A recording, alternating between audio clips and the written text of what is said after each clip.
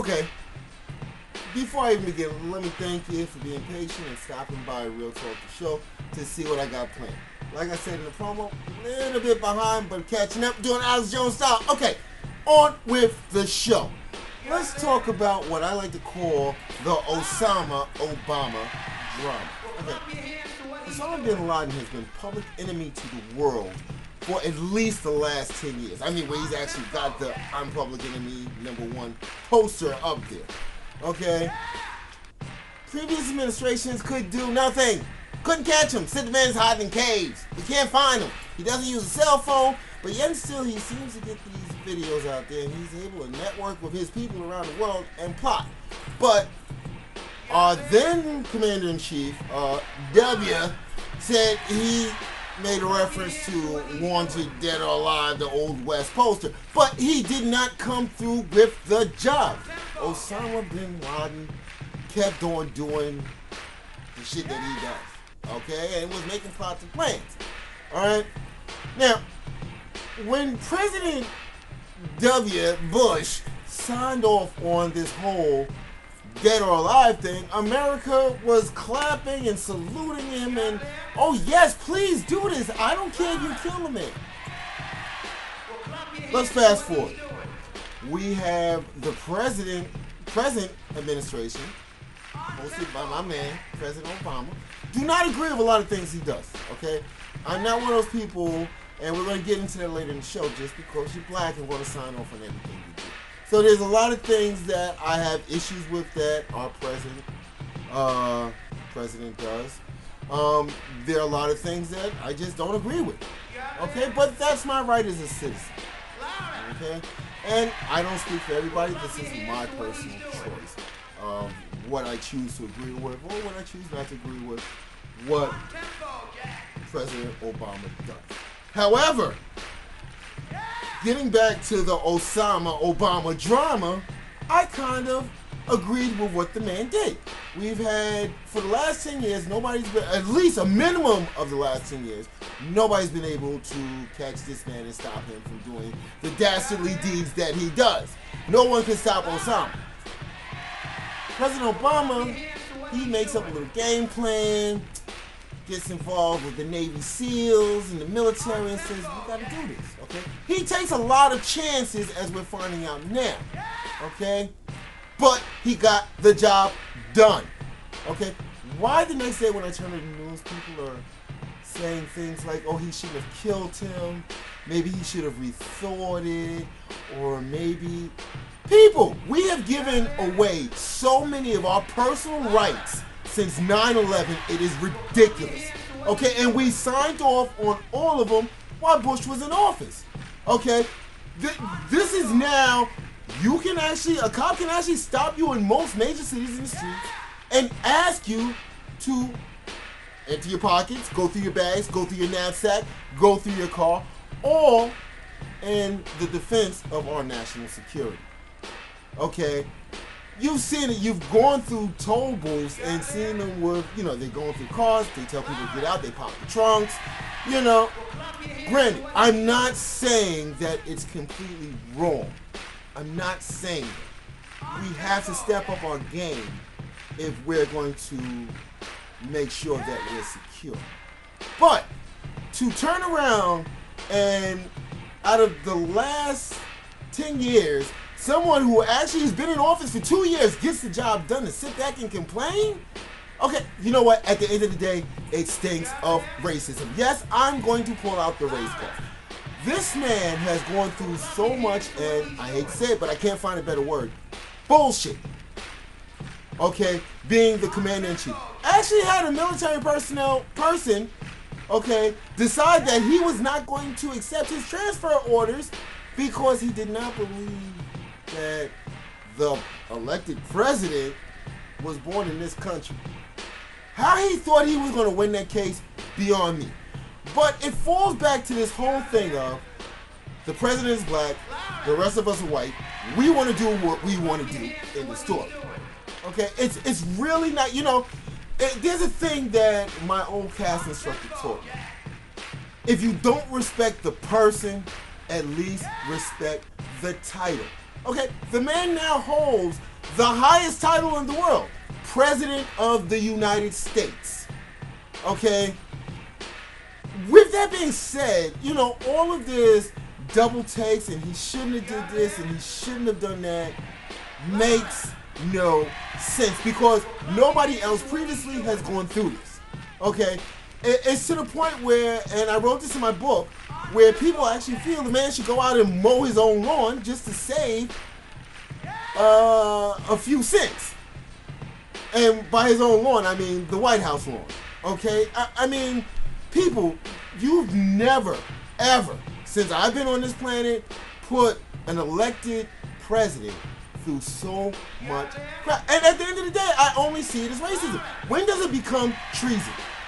When does it become, when military personnel second guess what the commander-in-chief tells them to do, when does it become treason? Okay, when people that are elected to posts that are under the president decide that they're not going to do what they are ordered to do, when does it become treason? Okay, at the end of the day, you know, we all have a chain of command that we have to follow. Okay, whether you, listen, I spent time in the Navy. I know this. Didn't like it, but at the end of the day, it was either do what you're told or be, as they call it, rewarded via captain's mast. You know, as Americans, I understand you do not have to agree with everything that an elected official does. This is what makes our country different from 99.9% of the other countries. We don't have to agree. But there is a certain level of respect that should be given to an elected official. You have essentially said, I want you in office, therefore I give you power. Okay? You have to respect that, and there are ways to go about disagreeing. Okay? But, I mean, I wake up in the morning, I watch the news, I try not to watch Fox, and I see these veiled racial comments. It's like the man is basically coming across the whole,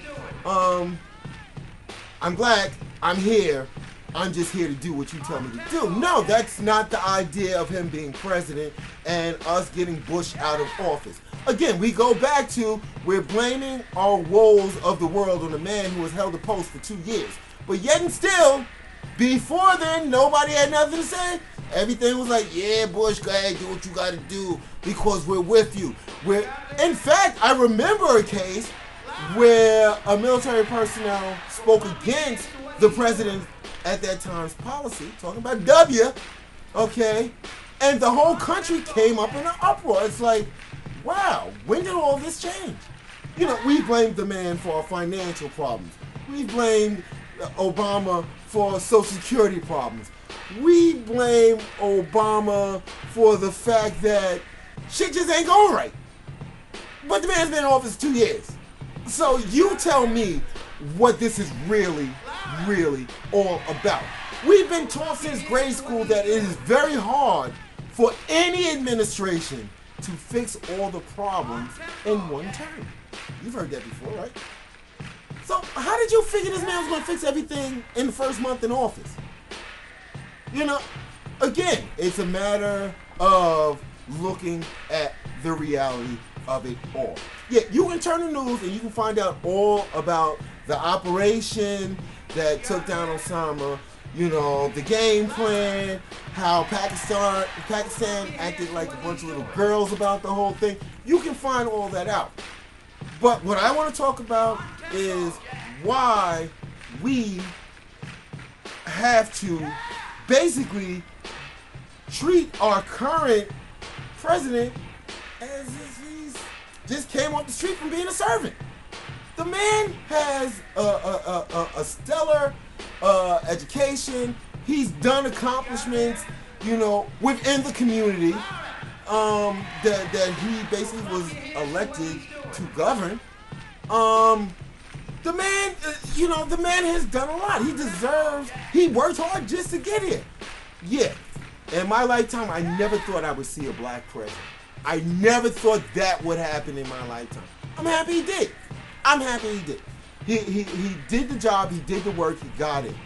Okay, but yet and still, I can go on the internet and see people on motorcycles driving past the White House with there's a nigger in the White House. It's called the White House, not the Black House. You know, it's things like that. It's like, well, when is somebody going to step in and say, you know, listen, I don't care how you feel and what you do and the privacy of your own home, but that's treasonous. You know, again, that's just my opinion. Real talk to show, and I'm trying to keep it real here. You know what I'm saying? Like my man Tucker said, if you do not respect the person, you have no choice but to respect the title. Okay? America, you need to wake up, okay? First of all, I'm going to tell you a little secret. You guys, as far as the Caucasian, European, white population, as far as you're being the majority, that's a dead thing. Dead. Dead. There's more people of color in the United States right now than there has ever been at any time. Okay? So, you know, wake up. See what the world is really made up as far as people. And start looking at them as people. Okay? Stop looking at people's color. Look at them as people. Okay? Yeah, you had a good run. Okay, you really had a good run, okay? You killed off the Indians, you did the whole slavery thing, you had a whole lot of fun, but now the fun is over, okay? We actually see what you're saying and what you're doing. Healthcare, the whole thing about healthcare was not about accessibility. It was more or less, I can't have black people sitting in the same office or Spanish people sitting in the same doctor's office that I go to. I mean, come on, you know. To sit up there and say to people that you don't deserve health care is kind of ridiculous. Okay, let me tell you a little secret. Person A gets TB for whatever reason. He travels to another country. He comes in contact with an AIDS patient that hasn't been taking their medication and that has a super tuberculosis germ running around inside of them. And this person comes in contact with him. But wait, he doesn't have a job. He's an independent worker type person. He builds websites, or he's a video editor, or, you know, he collects cans for a living.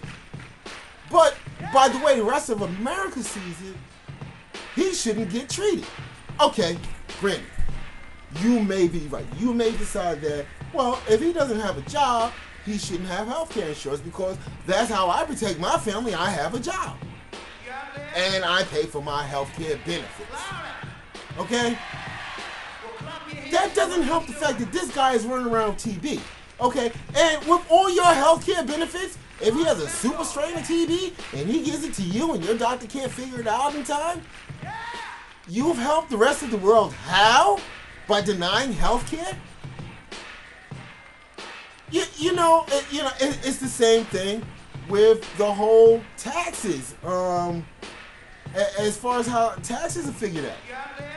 Okay, the trickle-down effect hasn't worked since Reagan. I don't care what anybody says. Most major companies are greedy. They want to keep every penny that they have. Okay?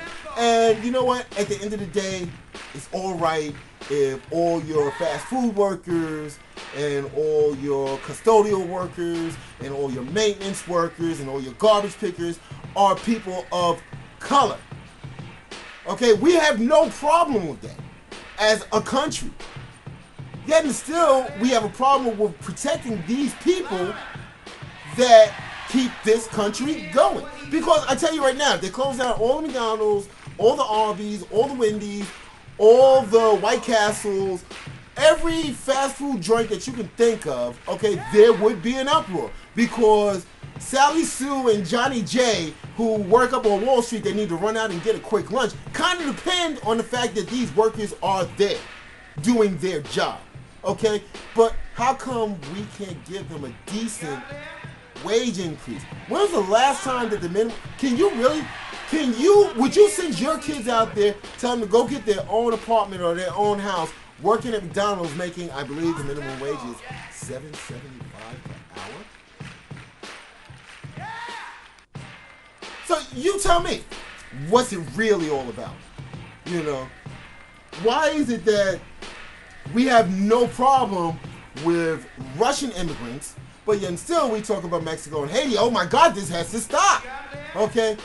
The thing that I'm noticing is when I see Russian immigrants in the news that get busted, they're doing this whole like financial crime scheme, robbing people blind, setting up their own little mob/mafia type groups and everything else. And then when I read about the Mexicans, they're picking fruit.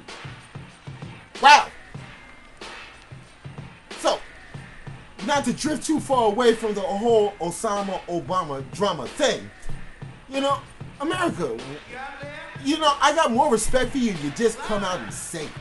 Okay, if you don't like the color of my skin, you know, tagging your little alarm sensor when I'm walking out to my car from the mall, you know, while you're right behind me, constantly clicking it. When I'm at a rest stop, you're hitting your alarm. You know, at the end of the day, I'm going to tell you something. Every action has a reaction, and this is not a threat, okay? This is real talk from the Real Talk Show. Keep it up. Keep it up. You just saw where the lady decided that she was going to become New York City Transit and dictate to two black young ladies that they could not eat on the subway system. Okay. Then when she got slapped, it's, oh, look, how dare they? No, you're not a cop. You're not a cop. If you have a problem with a crime being committed, the police tell you this. Do not intervene. Contact an official, such as a police officer. Police officer could have settled it, okay? But then again, like I've been told, you don't know. That lady that was eating food on the train could have been diabetic and needed to put something in her stomach. She might have just come off of working 3 shifts at minimum wage, and this was her only chance to eat. But once again, white America has decided that I say so, so it shall be. You know, at the end of the day, we're looking at a whole different breed of racism. And you know what? I say racism plain and simple because it hasn't gone anyplace. Okay, you know, when I listen to people on the news and they say, oh, we're not pulling the race card on Obama, we're not like that, you know, racism is so far in our past. No, it's not. No, it is not. When did Malcolm X die? When did Martin Luther King die? How far back are we talking? Okay, you still have people that sit with their kids. Okay, yeah, it's not as in your face as it used to be maybe in the 50s, 40s, 30s, and 20s. No, okay, but it's there. It's there, okay? I just came out of the store a few minutes ago. Got 3 bank cards, 2 credit cards. I'm trying to figure out what it is that I'm going to buy, but yet and still, I have an undercover security guard that's going to shadow me. Why? I worked in retail. Do you know that the people that steal the most are actually white? Honestly, ask anybody that's in security for a major store. Most of the people that actually go into stores and shoplift are white. Because you know what? At the end of the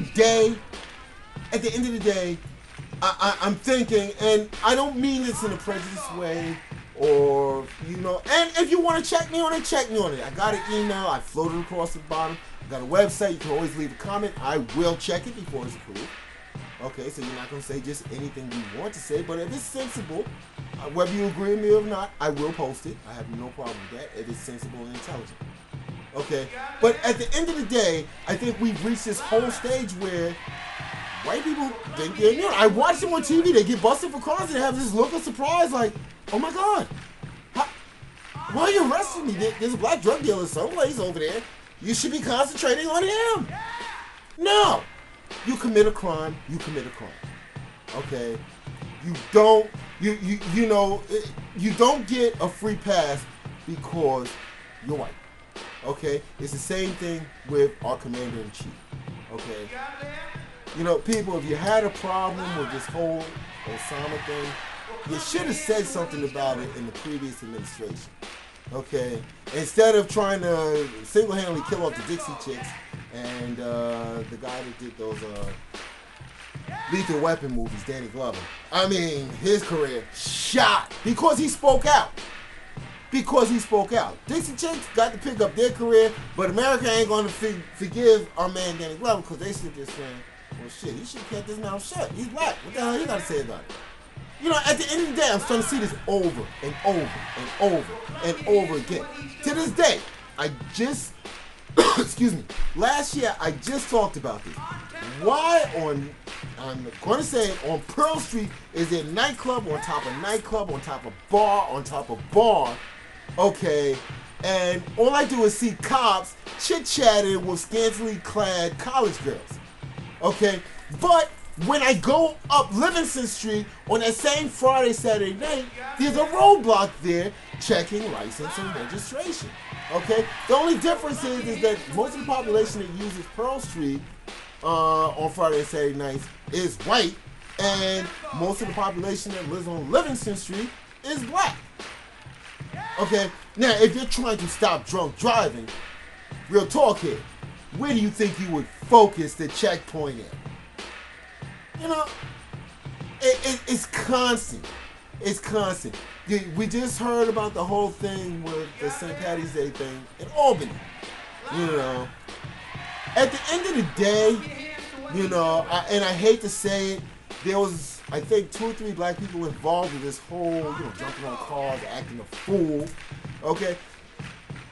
And, you know, in a way, it serves them right, because what the hell are you doing out there, black, celebrating St. Patrick's Day? It's beyond me. Anywho, you know, at the end of the day, I made a joke. I said, well, why is they going to bring all the white kids into the courtroom to slap them on the wrist and tell them this is a bad thing, but we understand that you're in college and these things happen, and why the 3 black people will be brought in later after all the white kids go home and are probably going to be told that they need to be made an example of. This is my biggest fear of this country. I try to stay away from police. I try to stay out the legal system, okay? And you know what? I don't become as involved in the community as I would like to be, because now I know that they keep records on people that speak out, okay? Whether they're following protocol or not. And that, believe it or not, is very scary. So that I don't lose track, the Osama Obama drama should have been no drama whatsoever. The man did the job that nobody else could do, and he needs to be congratulated for doing the job well. That's all I got to say. And for the rest of y'all that just can't appreciate that a black man stepped up to the plate and did what the previous administration could not, even though they swore they were going to do it, could not do. Remember what Tucker said. If you don't respect the man, you've got to respect the title. Real talk, L. Robinson. Peace.